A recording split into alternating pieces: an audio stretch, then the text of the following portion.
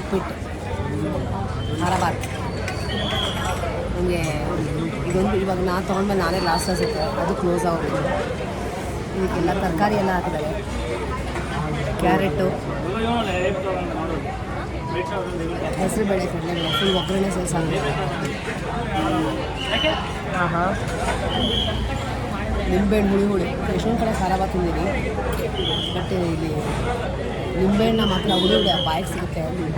ಸೂಪರ್ವಾಗಿದೆ ಖಾರಾಬಾತ್ ಉಪ್ಪಿಟ್ಟು.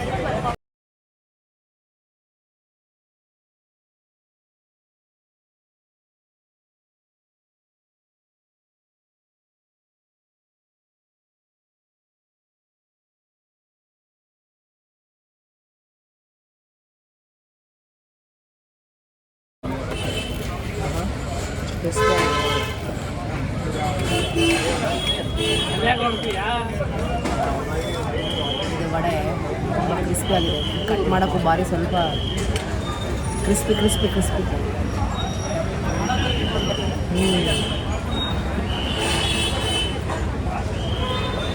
ಚೆನ್ನಾಗಿದೆ. ಚಟ್ನಿ ಖಾರವಾಗಿದೆ.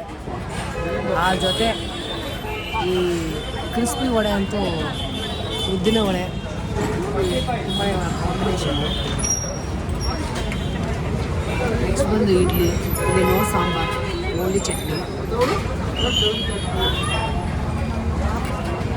ಬಾಯಲ್ಲಿಟ್ಟರೆ ಕರ್ಗೋಗ್ಬಿಡುತ್ತೆ.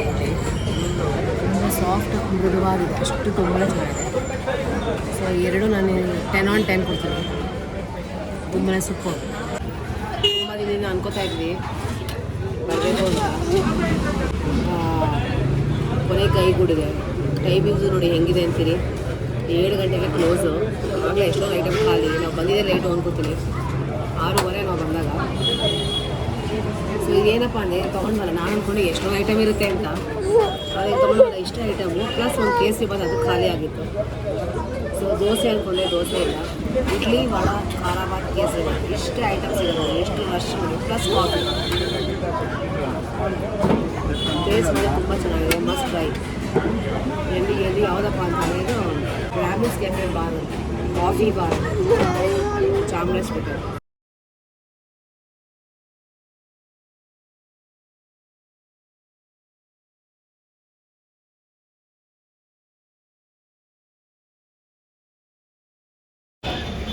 ನನಗಂತೂ ತುಂಬಾ ಖುಷಿ ಆಯಿತು. Thank you. ಶುಭರಾತ್ರಿ.